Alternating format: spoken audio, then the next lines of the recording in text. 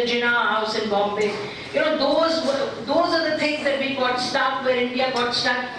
In terms of a political leader, you come to Pakistan as a political leader, and we've argued in our Track-II dialogues that the political leadership needs to now be leading India. I am struck by a lot of what you said. I thought that if I may be candid, and I am not the taxi driver in New York, so I don't need a tip, so I will be candid. It's not about by. Of course, ultimately, I believe strongly that Pakistan-India cooperation is the only way forward, for a progressive region, and that India can no longer be smug and Pakistan can no longer be devious.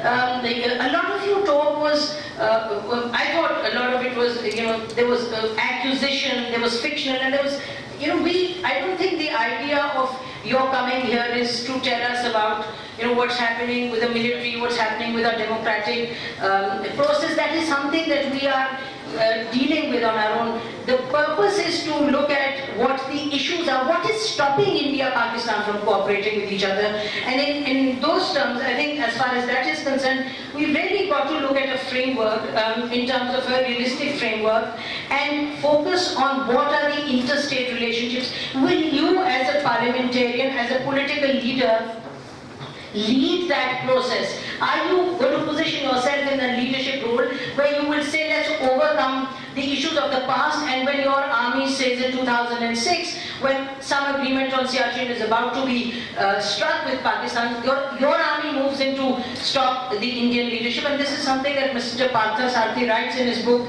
with Dr. Humayun Khan. This is not something that I'm saying. So I think that finger pointing is no policy, sir. Finger pointing at each other is no leadership trait. I think that if there is no reflection within India, and I must say that maybe you needed to be briefed more by your foreign office, and in fact they would tell you that there's much more happening than you were talking about. I read your interview yesterday.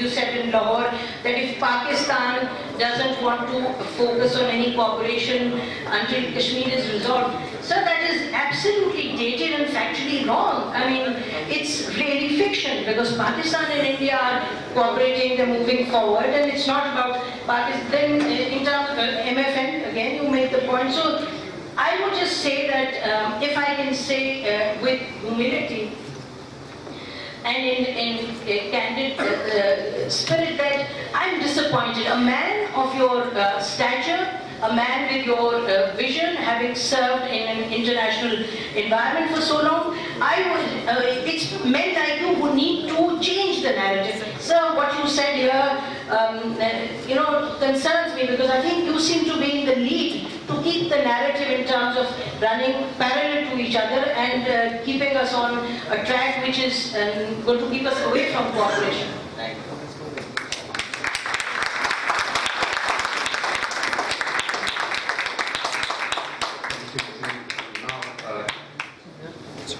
This is the time for questions and answers session. My request is that please, we have very little time because we have to break off in about 20 minutes. Please be brief and to the point. And I'll take 2 or 3 questions at a time, and then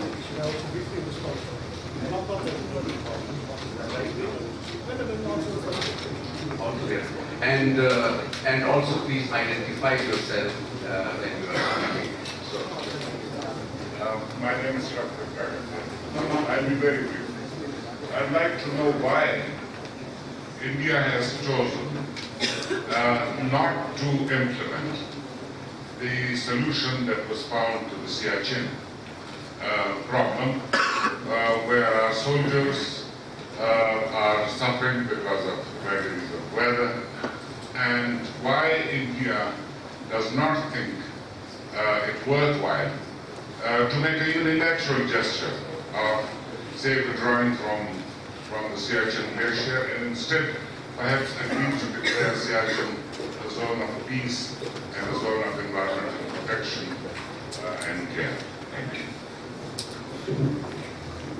Yeah, the gentleman in the back, yes, yes, yes.